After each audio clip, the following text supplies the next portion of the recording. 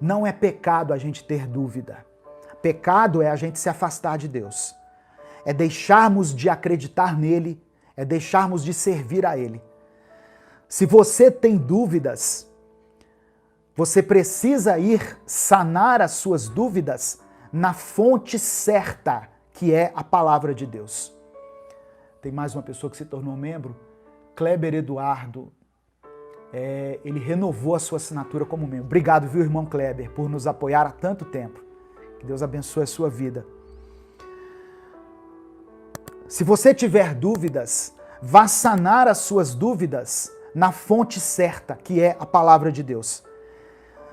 A resposta de Jesus para os questionamentos de João Batista foram através da palavra. Era como se Jesus estivesse dizendo para ele: João, presta atenção, a palavra está se cumprindo. Não tenha dúvida no seu coração, a palavra está se cumprindo. Então a resposta para as suas dúvidas está em voltar a ler as Escrituras, a refletir nelas todos os dias.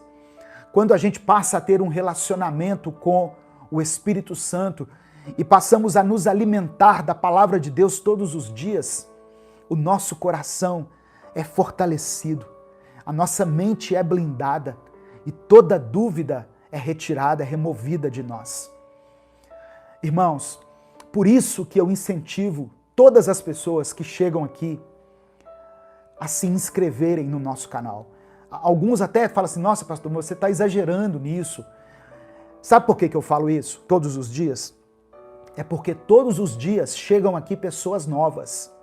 Talvez você já acompanha Minuto com Deus há muito tempo e você não percebe, mas todos os dias, aproximadamente 40% das pessoas que estão ouvindo essa mensagem são pessoas que não conheciam esse canal. Então é para essas pessoas que eu falo: deixe o seu like, se inscreva, ative as notificações e, se quiser apoiar esse projeto, se torne membro do canal. É para essas pessoas. Todos os dias tem gente nova aqui e às vezes a gente não percebe. Comece a olhar o nomezinho das pessoas aí nos comentários que você vai ver. Todo dia tem pessoas novas chegando aqui. Se você está chegando hoje, seja bem-vindo, seja bem-vinda. Aqui no Minuto com Deus, nós entendemos a importância de termos um relacionamento com o Espírito Santo, através do conhecimento das Escrituras. E por isso nós dedicamos o nosso tempo aqui a estudar a Bíblia, a refletir na palavra de Deus. E todos os dias, às 5 da manhã, ao meio-dia e às 8 da noite, eu posto reflexões bíblicas aqui durante toda a semana, de segunda a segunda, para a sua edificação. Amém? Outra pessoa que teve um momento de dúvida foi Abraão. Eu falei de Abraão essa semana, eu sempre falo de Abraão aqui, do chamado de Abraão em Gênesis 12. Ele foi chamado por Deus quando tinha 75 anos de idade. Deus disse que ele teria muitos filhos, mas ele já era um senhor, ele já era muito velho, e além disso, a sua esposa era estéril. E depois que Deus chamou ele, entre o chamado de Abraão e o momento em que Deus fala novamente com ele, passaram-se 23 anos. E nada aconteceu. Imagine você reter uma promessa, receber uma promessa, ter uma atitude em relação a essa promessa, porque Abraão saiu da sua terra, foi na direção que Deus mandou, mas durante 23 anos não aconteceu nada. Então o cara que já era velho, que já estava com 75, 23 anos depois, ele estava com 98 anos de idade. Aí ele teve aquele momento de dúvida, o que é plenamente justificável.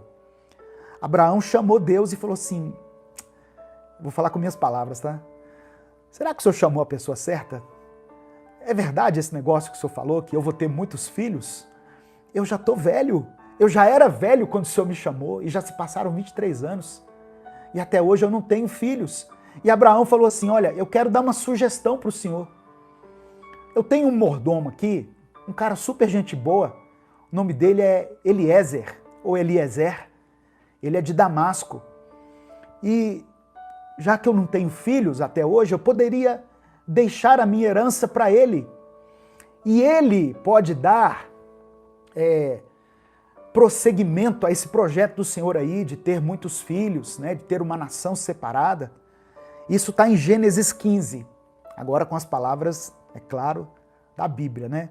Gênesis 15, do verso 1 ao verso 6. Eu quero ler com você.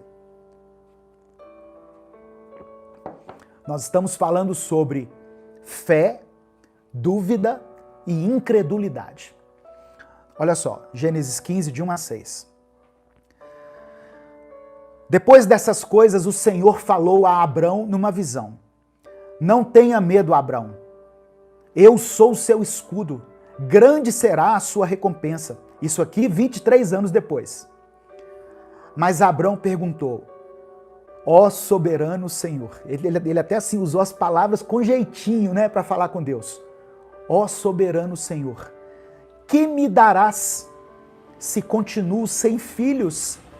E o herdeiro do que possuo é Eliezer de Damasco. E acrescentou, tu não me deste filho algum. Ponto de exclamação. Tu não me deste filho algum. Um servo da minha casa será o meu herdeiro. Versículo 4. Então o Senhor deu-lhe a seguinte resposta.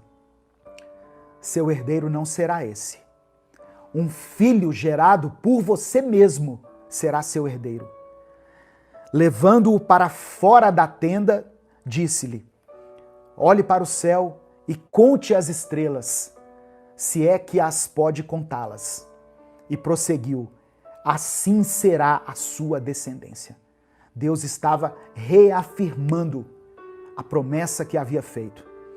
Versículo 6 diz assim, Abrão creu no Senhor, e isso lhe foi creditado como justiça. Abraão é chamado na Bíblia de o pai da fé, por causa dessa atitude de obediência a Deus. Obrigado, irmão Augusto, por se tornar membro do canal. O Senhor abençoe você poderosamente, meu querido. Em nome de Jesus, você e toda a sua casa.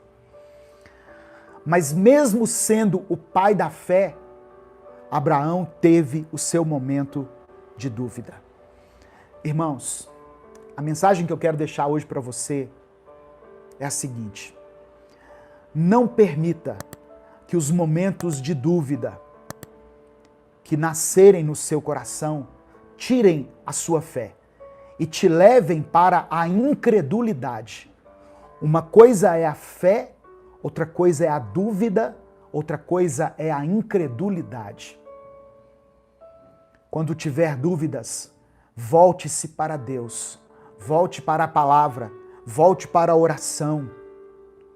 Se aprofunde mais no conhecimento de Deus, se encha mais da presença de Deus, se aproxime mais dele, porque ele vai blindar a sua mente, vai fortalecer a sua fé, vai fortalecer o seu coração, para que você não caia na incredulidade. Incredulidade é quando nós deixamos de acreditar no Senhor.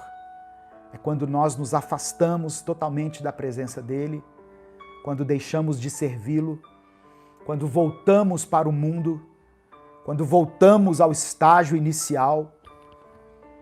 E isso muitas vezes pode ser catastrófico, pode ser um retrocesso muito grande na nossa vida. Amém? Deus respeita os nossos momentos de dúvida. Deus respeita, Deus compreende.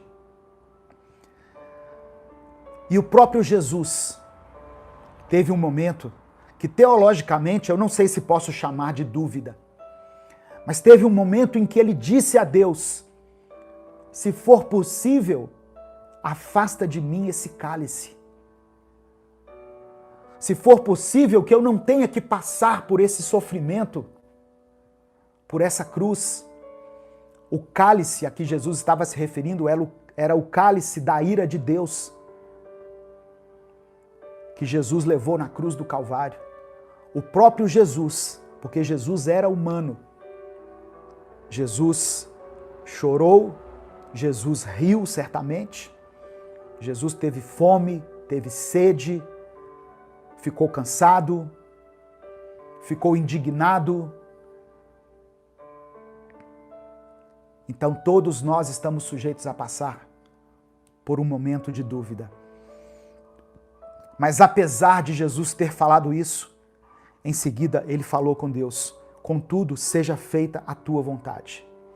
E a vontade de Deus foi que Jesus fosse levado até a cruz, que ele fosse crucificado e que morresse em nosso lugar. A condenação a qual nós estávamos submetidos por causa das nossas transgressões, dos nossos pecados, foi levada por Cristo na cruz do Calvário. E através dele nós somos salvos. João capítulo 3, verso 16 diz assim: Deus amou a humanidade de tal maneira que deu o seu único filho para que todo aquele que dele crer não pereça, mas tenha vida eterna. Eu creio na salvação em Cristo Jesus. Apesar das minhas falhas, apesar dos meus pecados, eu entreguei a minha vida a Cristo, seguindo a orientação da palavra, seguindo a testificação do Espírito Santo, que me levou ao arrependimento dos meus pecados. E naquele dia, o meu nome foi escrito no livro da vida. Hoje eu tenho tranquilidade para me deitar e dormir em paz, porque eu sei que no dia que Deus me levar, eu irei para os braços do Pai. E eu queria que você também tivesse essa certeza. O apóstolo Paulo falou em Romanos capítulo 10, que se nós crermos no nosso coração e confessarmos com a nossa boca que Jesus é o nosso Salvador, nós seremos salvos. Eu não estou em uma posição de poder ouvir a sua voz. Talvez você esteja sozinho aí, na sua sala, no seu quarto, no seu trabalho. Então a expressão que eu gostaria que você fizesse, o reconhecimento de que Jesus é o Senhor da sua vida, eu queria que você escrevesse isso aqui nos comentários. Eu, fulano de tal, reconheço que Jesus é o meu Senhor, é o meu Salvador. Escreva isso aqui pela fé. Enquanto eu estou preparando aqui os elementos da ceia, você pode escrever isso. Eu escrevo o seu nome, porque às vezes o que está escrito aí é um apelido, é um e-mail, é uma coisa, né? Não é o seu nome realmente. Escreva isso pela fé. Se você crê que Jesus é o Filho de Deus, que ele veio a essa terra e morreu pelos seus pecados, escreva isso aí no nome de Jesus. Eu reconheço que Jesus é o meu Salvador. Eu reconheço que Jesus é o meu Senhor.